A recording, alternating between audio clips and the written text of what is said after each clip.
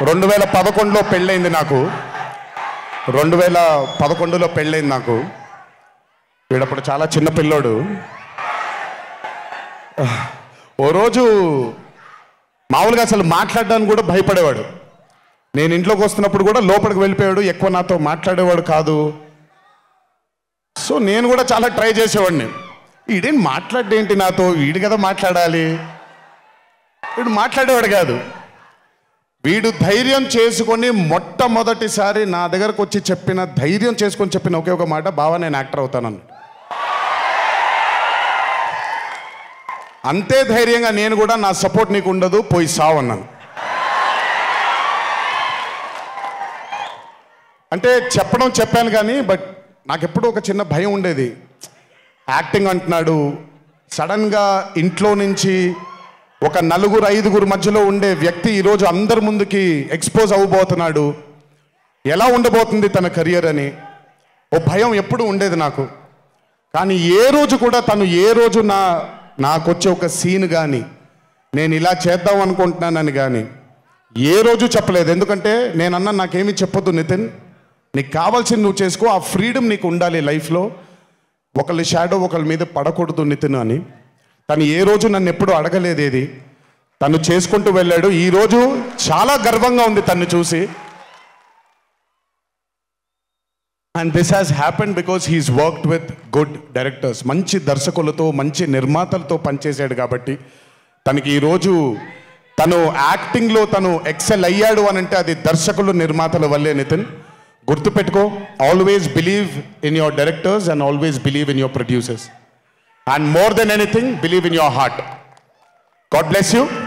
ఇంకా చాలా ఫ్యూచర్ ఉంది, కెరియర్ ఉంది నీకు. ఇంటికి వెళ్ళిన తర్వాత మాట్లాడతా మళ్ళీ నీతో. బట్ వీళ్ళందరికీ కూడా నిజంగా రాజేష్ గురించి చెప్పాలి. ఆయన సత్యం రాజేష్ అంటారు, నేను రాజేష్ అంటాను. చాలా కాలమైంది కలిసి తన్ని కూడా. నిజంగా రాజేష్ తీసుకొచ్చినటువంటి లాఫ్టర్ నాకు చాలా కాలమైంది, మనసారా నవ్వుకున్నాను. Rajesh, thank you so much for అదే విష్ణు గారు ఎలాగైతే ఇన్నసెంట్గా ఉన్నాడో నువ్వు అంతే ఇన్నసెంట్గా ఉన్నావు ఈ సినిమాలో. But beautiful Rajesh. Many more movies to come, many more. మమ్మల్ని ఇలాగే నవ్విస్తూ ఉండు.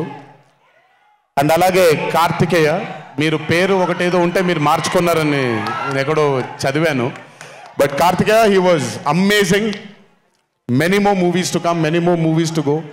Believe in yourself. Just అందరూ కూడా హంబుల్గా ఉండండి, పని జరిగిపోద్ది. So good. అండ్ నాకు బ్రహ్మానందం గారి తర్వాత నేను మా త్రివిక్రమ్ గారు ఎప్పుడు మాట్లాడుకుంటాం. మాకు బ్రహ్మానందం గారు అంటే చాలా ఇష్టం. బ్రహ్మానందం గారి తర్వాత ఇష్టమైన కామెడియన్స్ ఎంఎస్ నారాయణ గారు అండ్ ధర్మవరపు సుబ్రహ్మణ్యం గారు. వీళ్ళు ముగ్గురు తర్వాత నాకు బాగా ఇష్టమైన కామెడీని పండించగలిగేది కేవలం మా సునీల్ ఒక్కడే. ఎందుకనంటే భాష మీద తనకుండే ఆ పట్టు, రెండోది తనకుండే కింద స్థాయి నుంచి నలుక్కుంటూ పైకి వచ్చాడు కాబట్టి తనకుండేటువంటి ఎక్స్పోజర్ కానివ్వండి. చాలా కాలం తర్వాత ఫస్ట్ టైం సునీల్ని మళ్ళీ, I'm telling you Sunil, your back. Sunil లేకపోతే మ్యాట్ 2 లేదు.